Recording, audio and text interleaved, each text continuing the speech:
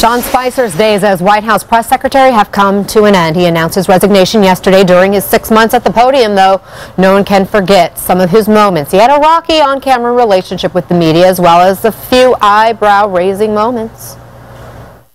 This was the largest audience to ever witness an inauguration, period, both in person and around the globe. When we use words like travel ban, that misrepresents what it is. I've said it from the day that I got here until whatever, that there is no connection. You've got Russia. If the president puts Russian salad dressing on his salad tonight, somehow that's a Russian connection. But every single person, no, that's, I appreciate your agenda here, but the reality is, oh no, hold on. No, at some point report the facts. Let me answer. Okay, but you know what, you're asking me a question and I'm going to answer it, which is the president, I'm sorry, please stop shaking your head again. We didn't use chemical weapons in World War II. You know, you had someone as despicable as Hitler, who didn't even sink to using chemical weapons. Appreciate it. Sean, thanks so much. Hey, Sean.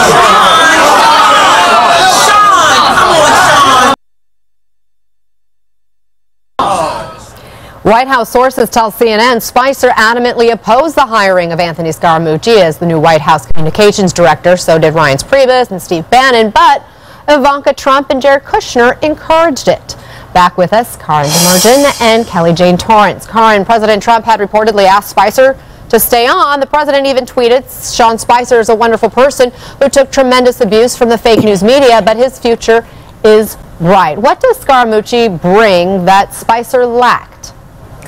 Well, Scaramucci's had a lot of experience on television. He has a certain sort of suaveness when he speaks. He's in his opening press conference, which he did this week, he was very complimentary of reporters, where Sean Spicer has been very combative, even though he gave answers that were not necessarily,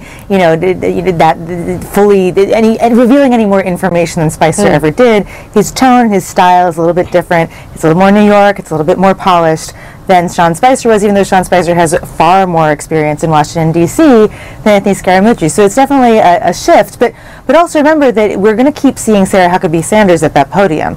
Scaramucci is coming into the communications director role. That's a strategist role. It's a role where you have to be, dealing with the president and other senior members of the administration and thinking about how to package the message going out. But you're not standing behind that podium every day.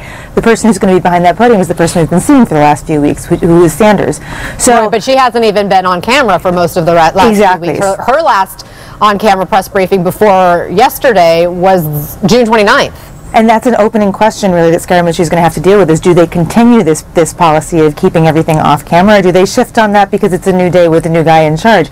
Unclear where that's going to go, although they haven't announced any sort of policy shift going forward, and Friday's press conference was a unique on-camera event, as you just said. But you also have a closer relationship personally just between the president and Scaramucci right now. So will that change things? Because again, a lot of this has been every time something goes wrong, the president blames the communications side of things. He says it's a communications failure and mistake, and a lot of that blame has been fallen at the feet of Sean Spicer. So does this turn the page because the president and Scaramucci just like each other better than maybe the president and Spicer did? Spicer was fairly loyal to the president, but it didn't seem to matter in the end because he was blamed for a lot of things and pulled away from that podium. So let me ask you about Sean Spicer's response for why he resigned. Let's listen, Kelly Jane. The president obviously wanted to add to the team more than anything. I just think it was in the best interest of our communications department, of our press organization, to not have too many cooks in the kitchen. Kelly Jane, do you think him walking away is as simple as that answer he just gave? No, I don't. And I will say, though, that Sean Spicer's classiest moment seems to be after he left the job as press secretary. He's very gracious on leaving and giving a pretty good report of his work with the president, and is being very nice to the guy who got the job that I think he was hoping to get. So this is definitely the classiest we've seen Sean Spicer. But no, the reports are coming out of the White House that Sean Spicer went to the president when he heard that Scaramucci was going to be hired and said, listen, it's him or me.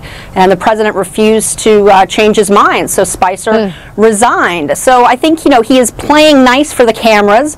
Maybe he's hoping, future employers might see this and judge him kindly. But no, I think it's definitely he is not happy about the new hire, and he refused to work with him.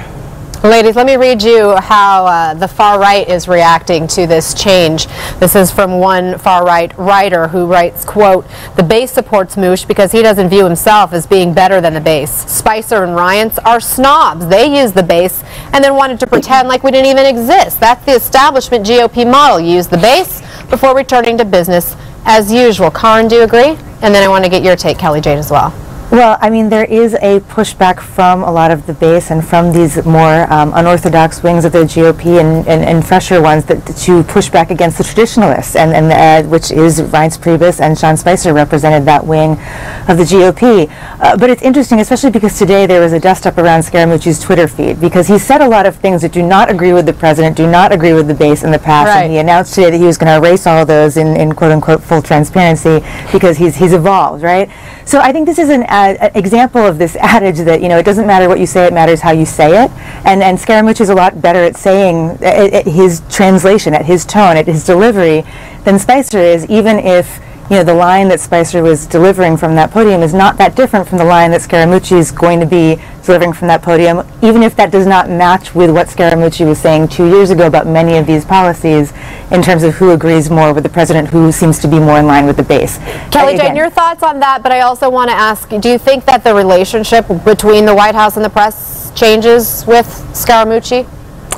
Well, I think it was very interesting that the first one-on-one interview Scaramucci gave after being named new communications director was to Breitbart.